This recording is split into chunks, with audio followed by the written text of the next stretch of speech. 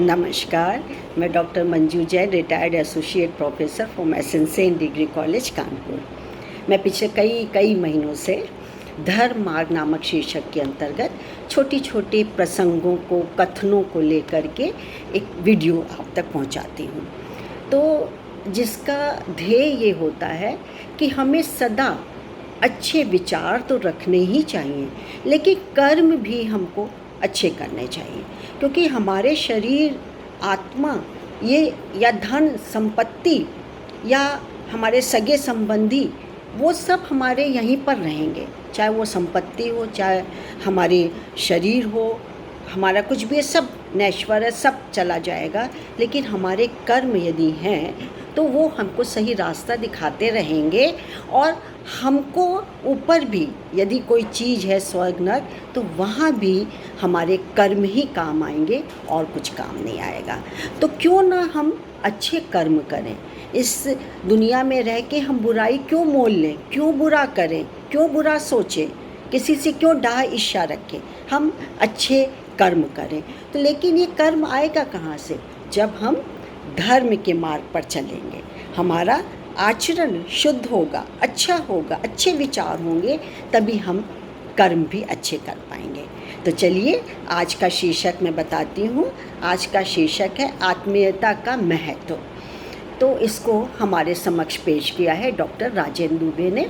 धन्यवाद एवं नमस्कार डॉक्टर राजेंद्र दुबे जी। मैं आपकी बात जन जन तक रखना चाहती हूँ। हम अपने जीवन में घटित होने वाली गतिविधियों का भला बुरा जानते हुए भी उसे स्वार्थ जनित कारणों से नज़रअंदाज कर देते। कभी कभी होता हम जानते हैं काम गलत है, नहीं करें, ईर्ष्या ना करें, किसी के बारे में बुरा ना सोचें, बुरा ना करें, लेकिन कहीं ना कहीं चूक हो जाती है, या फिर हम स्वयं जानबूझ के करते हैं, कभी अनजाने में, कभी जानबूझ के, जिसके परिणाम स्वरूप अन्य लोगों के साथ कटुता उत्पन्न होती। वो तो होगी ही, क्योंकि हमने भी कटुता रखी है, तो बदले में हमको भी कटुता मिले। जस को तस, खून का बदला खून। ऐसी स्थितियों से बचना ही हम सबके लिए हितकर होगा। जीवन में पारदर्शिता अपनाना आत्मीयता को विस्तार देता है।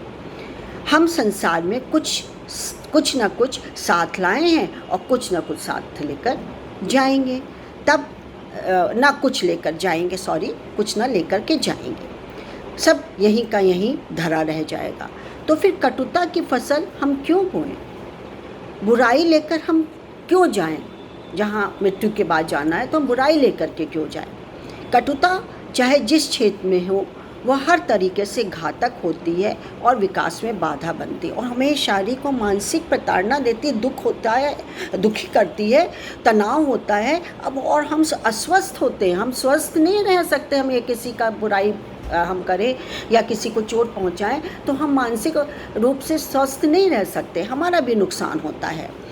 जब हम अपने ही समान दूसरों को समझेंगे, जैसा हम चाहते हैं वैसा ही व्यवहार कि हम दूसरों से भी अपेक्षा करेंगे, साथ ही सकारात्मक व्यवहार करेंगे, तभी हम जीवन में वास्तविक सुख, शांति और समृद्धि को पा सकेंगे। सही अर्थों में जीवन में सुख और आनंद दूसरों को सुख देने में ही है, केवल स्वयं के सुखी रहने में नहीं। सकारात्मक सोच, विचार एवं दृष्टिकोण अपनाने से हम दूसरों की निकटता पा सकते हैं। यदि अच्छा काम करेंगे तो लोग हमसे प्रसन्न होंगे, हमारे सानिध्य को पसंद करेंगे, ये सही बात है। और कटुता से दूर हो सकते हैं या उससे दूर रहा जा सकता है। सहिष्णुता में ऐसी शक्ति है जो बड़े से बड़े शक्तिशाली को भी विनम्र बना देती है। देखिए, प्रेम है, सहन है, सहिष्णुता है, सहिष्णुता है या सहयोग है, ये सब व्यक्ति के साथ किए जाए तो जो दूसरा व्यक्ति है, यदि थोड़ा गलत तरीके से काम कर रहा है या जितना भी शक्तिशाली है, वो डाउन टू अर्थ नहीं है, लेकिन ऐसे व्यक्ति को भी वो विनम्र और नम्र बना देता है। क्या? सहिष्णुता। प्रेम और सद्भाव से मानव कठिन से कठिन समय का भी सामना आसानी से कर लेता है। बुराई को हम बुराई की तरह समझें, उससे समझौता कतई भी ना करें, तो उसकी जड़ बढ़ने नहीं पाएगी। जिससे हम भी खुशहाल रहेंगे और हमारा समाज भी, हमारा परिवेश भी। हमें जीवन में चुनौतियों का सामना करने की शक्ति प्रेम, सहनशीलता, विनम्रता और सदाचार से ही मिलती है। आज के आपाधापी के युग में, आपाधापी मतलब व्यस्तता भरा जीवन या भाग दौड़ भरा जीवन जो होता है उसको आपाधापी भी कहते हैं। आज के आपाधापी युग में यदि किसी ने किसी ज़रूरतमंद के लिए थोड़ा सा भी समय निकाल लिया तो यह बहुत बड़ी बात होगी। यह सिद्धांत की बात है कि एक दूसरे के सहयोग और सहकार की भावना से बड़े काम बनते हैं। तमाम व्यक्तिगत एवं सार्वजनिक समस्याओं और जटिलताओं से व्यक्ति आसानी से निजात पा जाता है। जब हम समाज और संसार को अपना परिवार मानेंगे तो हमें प्रेम, स्नेह और आत्मीयता अवश्य ही मिलेगी। प्रेम, स्नेह और भाईचारा हमारी शाश्वत पूंजी है। हमें इसे जितना ही कमाएंगे, हम इससे जितना भी कमाएंगे उतने ही हम सुखी होंगे।